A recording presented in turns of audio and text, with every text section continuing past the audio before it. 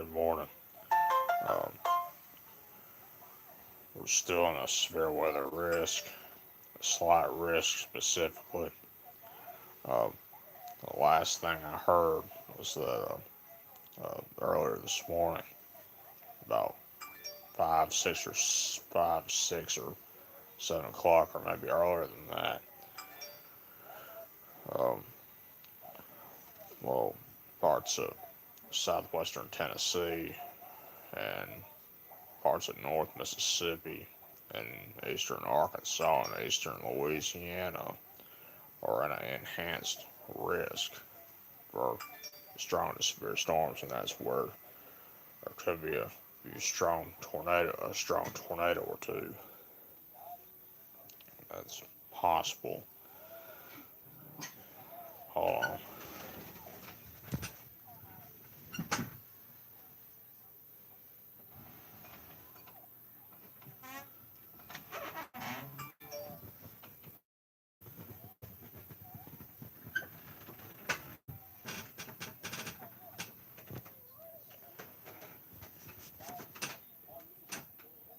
As I was saying, um, parts of North Mississippi and southwestern Tennessee and eastern Arkansas and eastern Louisiana are in an enhanced risk for severe weather, and that's the case. They've even have a hatched area where there could be a few a strong tornado or two. Again, it's possible, and got almost all of most of Alabama in a slight risk for strong to severe storms from Tuscaloosa, Birmingham, Gadsden, Fort Payne, Huntsville, Arab, Coleman, uh, Decatur, Athens, Fayetteville, Winchester, uh, Pulaski, Lawrenceburg, Moulton, Town Creek, the Shoals, um, other locations, and uh, they're in the slight risk, and of course have um, apparently parts of Mobile and possibly Mobile and uh, Montgomery and other locations at a marginal risk, and it does not include Auburn or Smith Station or any of those places that were hit Sunday afternoon. They're not in the risk for tomorrow night that I'm aware of, that I can remember anyway. But now they are in a risk for Sunday, a marginal risk. Nothing like what they had this past Sunday. But you still need to be aware of it. Don't need to panic. Don't need to fear for your life. Just, just, just make sure you're prepared just in case. I apologize for how my hair is looking.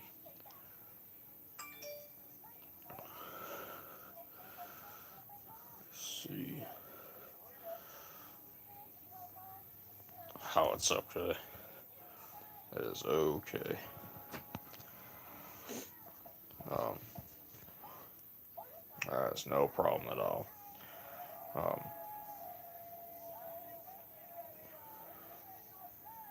um, the it's not a problem at all. That stuff happens. But but for but for North Alabama and southern Middle Tennessee, I'm talking about Northwest Alabama, the Shoals, Lawrence County, Culver County, Lauderdale County, Franklin County, and um, along I-65 in north central Alabama, Limestone, Morgan, Coleman, east of I-65 in Madison.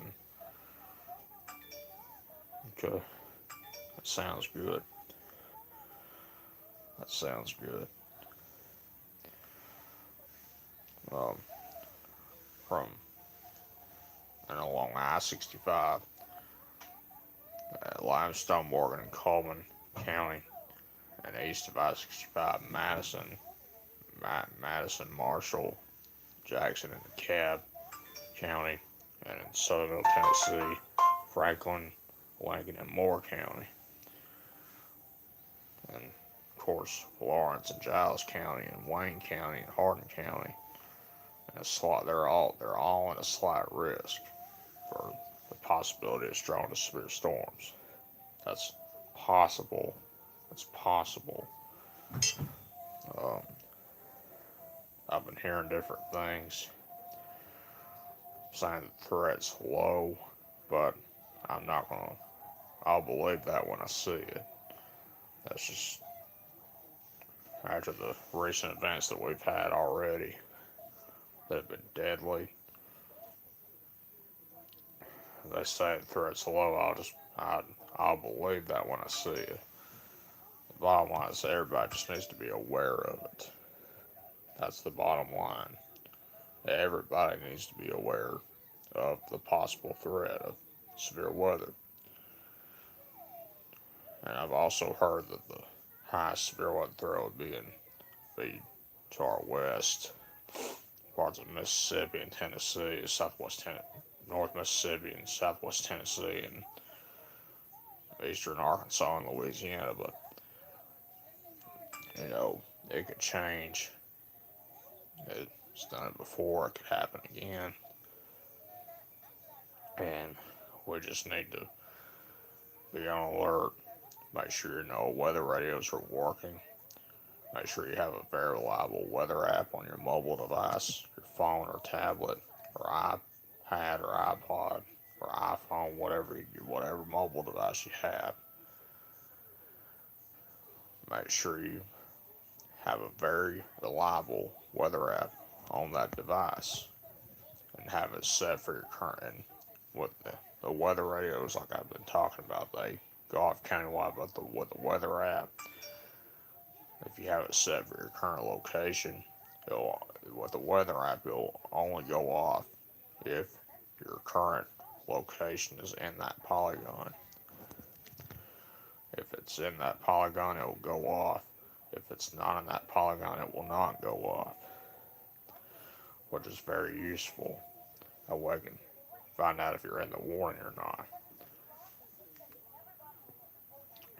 Um, am I being rude about it? No. Am I trying to scare anybody or nothing like that? Absolutely not. Just trying to help you be prepared and all that. But you can just be prepared for the unexpected.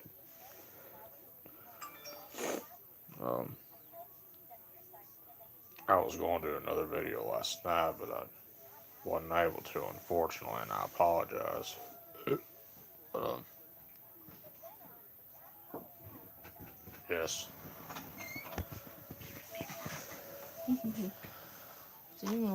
Well, Hey. Well, it's a. hello.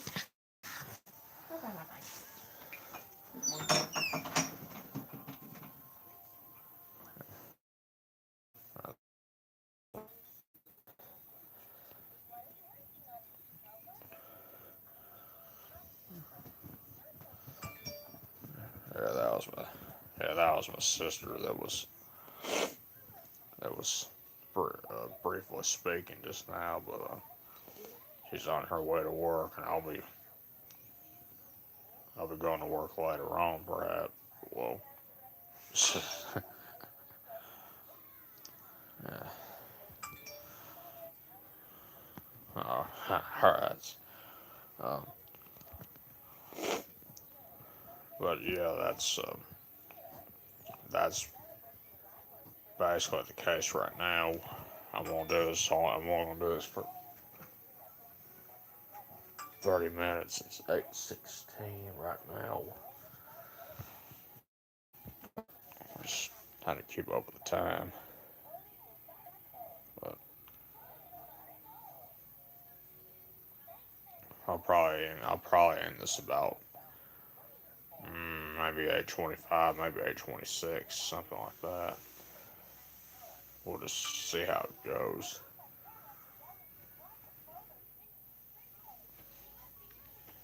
But I'll say this: I will do another if nothing holds me up to where I can not do a video this afternoon. I'm gonna make sure I do another video this afternoon discussing the thread.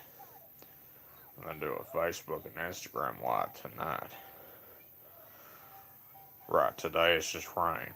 Nothing severe today or tonight at this point. And I also heard with the update I saw on the 48 weather app earlier was that, yep, uh, one thing I saw earlier on the 48 weather app was if there's storms that hang around tomorrow morning or so, or all day tomorrow morning or afternoon, then that would perhaps limit the threat. But if they're clear and if the sun comes out or so, then the threat of severe weather would be there, or would be possible and perhaps even likely. But um, it's just right now it's just wait and see. And it's if you haven't prepared, you need to be prepared. And this isn't the only threat we have coming. We have another possible threat of severe weather next week, maybe Wednesday or Thursday. But I'll discuss that more once this weekend's threat is over. And once it's over, then focus on next week's possible severe weather threat. Possible severe weather threat. Just that time of the year, we're in that season now. And I'll be honest, I am concerned about what we could have in April. But it's, you know, it's too far out in April to find out more. We'll just see how it goes. But another thing I cannot forget to mention, there is heavy rain possible also, which there could be another possible threat of flooding. Is it going to be like it was 2 weeks ago or anything like that? No. But like I've been saying all along, all it takes is one flood threat, one tornado threat, one flood event, one tornado event, one hail event, and one damaging wind event out of the whole state coming down your street in your neighborhood to be the day you may or may not ever forget. That's what I've been saying, though. It is. It's one thing I've never loved about April is when there's tornadoes or when there's any severe weather that's possible or likely. But we just have to be on our toes, have to be on alert. It's still too far out. We're in March, not April, but we're in that season now. And it's just something we need to be aware of and need to think about and all. And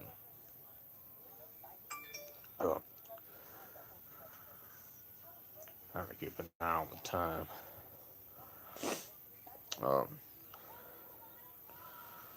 I'm wearing this about 8:25 or something like that. We'll just see how it goes. Maybe 8:21. But we're not there's no alerts right now for any part of Alabama except for the river flood warnings that they've been going on since the end of February, basically.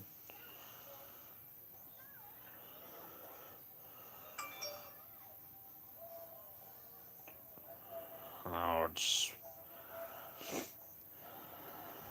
whoever said that, we'll just have to wherever you heard that from, it's just that may or may not be true, but we're just gonna have to keep an eye on the systems. I mean, we're just gonna have to keep an eye on the systems. Hopefully, it won't get really bad, but I'll pray that it won't, that it doesn't. But it's just a part of life, and we just have to deal with it and be prepared for it. Just hope and pray for the best and be prepared for the worst.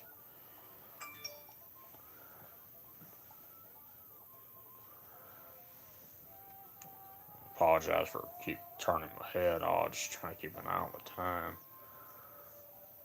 Now, just to kind of give you an early heads up, if we do have any warnings tomorrow in the afternoon or oh, uh, we'll just have to wait and see what happens. But there is no need to panic. There's no need to, fear for your life or anything like that. There's just no need for that. There is a need to be prepared. Have a readiness kit. Know where your safe place is. Make sure you know what to do. Make sure you know where to go.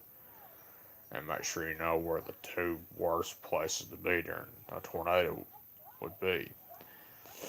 And like I've been talking about, the two worst places to be during a tornado or any severe weather event is a mobile home or vehicle. You cannot stay in them. You have to get to a more substantial shelter. That would be any kind of site-built structure. And you know what that is. And if that site-built structure that you're in has a basement or storm shelter or safe room, or if there's a community storm shelter or basement or safe room nearby, that's where you need to go. And if you don't have those, and if there's not one nearby, very simple. Small room, bathroom, cooler, closet, hallway, lowest floor, near the center, away from all windows and doors, and put as many walls between you and the outside as possible. And if you have helmets, put them on. They'll enhance your chance of survival. You won't have head trauma or worse. If you don't have helmets, have pillows, put mattresses, blankets, anything not metal or electrical to cover your head and your entire body. And um, have shoes on. That way, if there's damage and you have to walk through it, you won't risk getting cut, your feet getting shredded or worse. And have a air horn or whistle. That way, if you can't speak vocally and you need help, and you blow that whistle very loud, the first responders can hear you.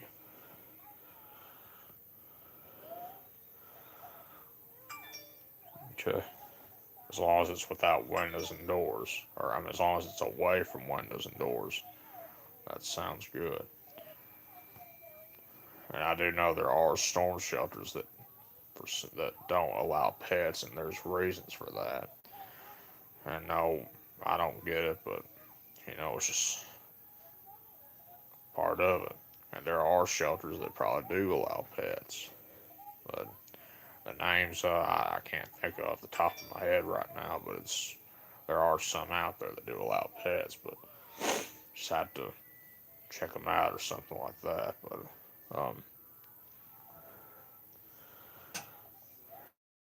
but but once you're in that safe place, do not get out of your safe place until you get the all clear. Okay. And if there are any warnings tomorrow, right? And if there's any warnings tomorrow, or tomorrow afternoon or tomorrow night, as long as I'm not working live. That way, right? Yeah. But I'll do a Facebook Live instead of a YouTube Live if there's any warnings tomorrow. That's if there's any warnings tomorrow. But I'm just giving you a head on that. But now if I'm still working, then I cannot do a live video or post. But we'll see how it goes. But I'm going to have to end this video right now. If something changes to where I can't do a video this afternoon, I'm going to do a video this afternoon after I get home from work. Y'all have a good day. I'll keep you aware of it. Be safe, and I hope to see you at McDonald's today at 11 a.m.